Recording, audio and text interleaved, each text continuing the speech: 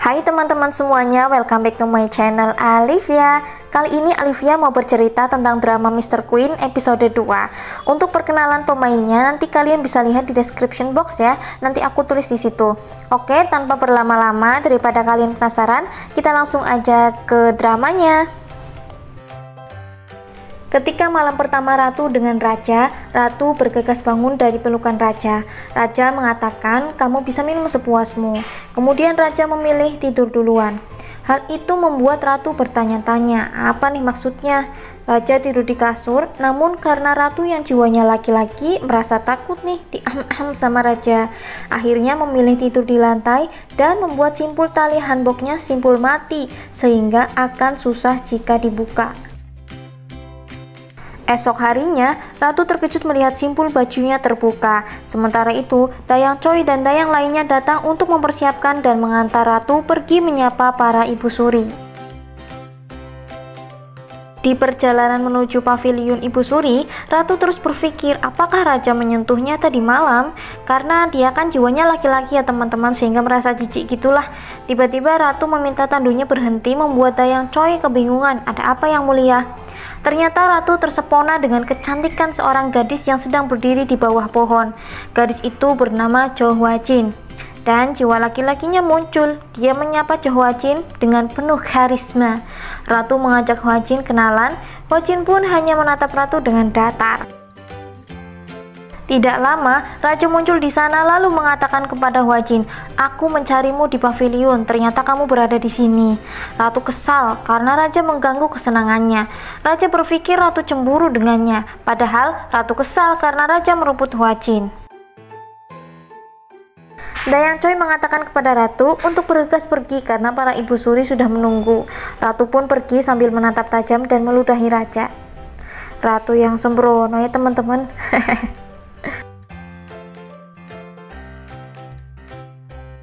Raja menenangkan kepada Hwa Jin agar tidak takut kepada Ratu. Lalu Hwa Jin tersenyum dan mengatakan kalau dia tidak takut dengan Ratu. Raja mengatakan ke Hwa Jin kalau dalam rapat klan Kim menuduh Hwa Jin yang mendorong Ratu ke danau. Tetapi Raja mengatakan kalau dia akan melindunginya. Ratu telah sampai di paviliun Ibu Suri Agung dan Ibu Suri Jo. Ratu pun mulai menganalisis sifat masing-masing Ibu Suri. Ratu mengatakan mereka berbicara sambil tersenyum, namun sebenarnya saling menyindir. Lanjut, Ratu pergi ke istana untuk bertemu para pejabat. Raja menyambut Ratu di depan istana, kemudian masuk bersama. Lalu Ratu mulai menganalisis keadaan. Ratu mengingat sejarah yang dibacanya bahwa di istana terbagi klan Kim dan klan Cho. Semenjak meninggalnya Raja Honjong, anak Ibu Suri Jo, klan Cho kehilangan kekuatannya, sehingga klan Kim lah yang memiliki kekuatan ditambahi lagi dengan Ibu Suri Agung yang berasal dari klan Kim. Lalu Ratu mencari pejabat yang paling berkuasa. Menteri Kim Jwa-geun pun maju ke tengah karena dia ingin memberi saran kepada Raja. Ratu pun tersenyum dan mengatakan ini dia orang yang paling berkuasa di kerajaan melebihi kuasa Raja. Dia adalah bos sebenarnya. Menteri Kim Jwa-geun menyarankan kepada Raja untuk mengangkat Kim Men-geun, mertua Raja atau ayah Ratu, untuk menjadi pengawal pribadi Raja. Dia mengatakan Ratu menyarankan itu kepada Ibu Suri karena mengkhawatirkan Raja. Sebenarnya, Ratu tidak mengerti sama sekali maksud dari Menteri Kim, namun dia hanya menuruti saja karena Ratu berpikir bahwa dia harus berada pada pihak yang paling berkuasa agar dia aman selama berada di sana. Raja berusaha membantah saran Menteri Kim, namun Ibu Suri Agung memberi kode kepada Raja untuk menyetujuinya. Lalu Raja pun setuju. Tiba-tiba Ratu terjatuh. Raja mengatakan, sepertinya Ratuku sudah terlihat lelah karena tadi malam kami terlalu bersemangat menghabiskan malam bersama. Rapat diakhiri sampai di sini. Ibu Suri Agung membahas sikap Ratu dengan Menteri Kim Jwa-geun. Lalu Ibu Suri mengatakan kalau dia akan memberikan kelas etika. Hwa Jin resmi dilantik menjadi selir oleh Ratu. Ratu masih berusaha mendekati Hwa Jin. Ratu senang dengan Hwa Jin karena dia menyukai kecantikan Hwa Jin. Hwa Jin terlihat tidak senang dengan Ratu. Hwa Jin berusaha menghindari Ratu. Ia pamit pergi dengan alasan memiliki urusan lain. Raja sedang membaca laporan dengan tatapan polos. Kasim datang untuk mengecek Raja. Di belakang Raja, Kasim tersenyum sinis karena melihat Raja membaca laporan terbalik. Namun saat Kasim pergi, ekspresi wajah Raja berubah menjadi dingin.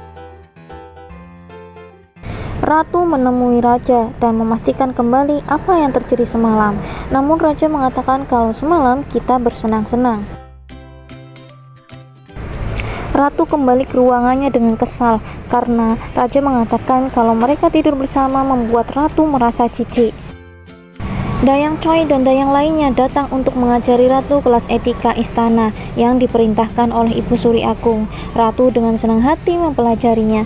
Namun, apa yang dilakukannya selalu bertentangan dengan istana, sehingga membuat dayang Choi frustasi. Ketika Ratu sedang asyik makan, tiba-tiba dadanya terasa sakit dan ingatan Kim Soyoung asli muncul kembali. Dia bergumam, apakah wanita ini mencintai Raja? Namun tatapan Raja kepadanya terlihat seperti tatapan penuh dengan kebencian. Ratu menyadari kalau Raja membencinya, sehingga tidak mungkin kalau tidur bersama. Ratu menemui Ibu Suri Agung dan memohon agar danaunya terisi kembali. Namun, Ibu Suri Agung menolak karena air danau membuat Ratu hampir mati. Lalu Ratu mulai berpikir cara membujuk Ibu Suri. Selama seminggu, Ratu mengatakan aku akan tidur dengan Raja untuk segera mendapatkan ahli waris. Tetapi dengan syarat air danau harus terisi kembali. Akhirnya, Ibu Suri Agung menyetujui ucapan Ratu. Ibu Suri Jo memanggil Hwajin ke ruangannya. Ibu Suri memberikan semacam jimat supaya Hwajin segera mendapatkan keturunan dan mengingatkan bahwa istana penuh dengan intrik. Ibu mengatakan meskipun Hwajin baru dilantik sebagai selir, namun belum bisa tidur bersama Raja karena Raja dan Ratu akan tidur selama 7 hari. Ratu dan Raja berada di ruangan yang sama. Ratu membuat peraturan kepada Raja kalau mereka tidak boleh saling menyentuh. Ketika Raja sudah pergi, Ratu meminta Hong Yeon untuk menyiapkan baju pria supaya bisa keluar istana. Hong Yeon mengingatkan kalau Ratu harus bergegas kembali ketika bel berbunyi sebelum gerbang istana ditutup. Ratu bertanya kepada Hong Yeon, orang seperti apa aku ini? Lalu Hong Yeon menjawab, siapapun yang membuat Anda kesal, meskipun hanya masalah kecil, Anda pasti akan menghukum mereka, sehingga semua orang memanggil Anda penyihir. Lalu Ratu bergumam dalam hati, ternyata wanita ini kejam, pantas saja banyak yang ingin membunuhnya.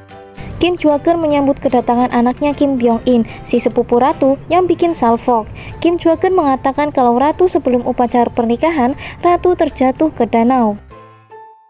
Ratu yang menyamar jadi pria berada di klub malam dan sedang menikmatinya. Di ruangan yang berbeda, ternyata Raja sedang berdiskusi tentang korupsi pejabat yang menyeret nama ayah Ratu dengan 2 orang pria.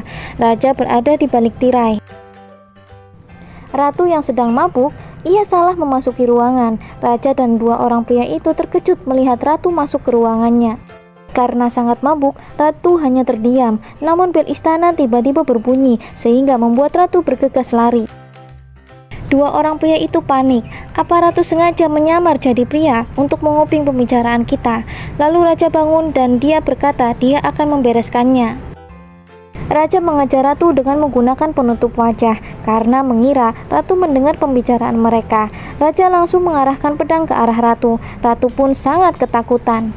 Teman-teman, itu dia video aku Mr. Kun episode 2. Semoga kalian suka ya. Jangan lupa like, subscribe, dan komen supaya aku dapat AdSense untuk membeli seblak dan kuota saat ngeditnya. Oke teman-teman, dadah.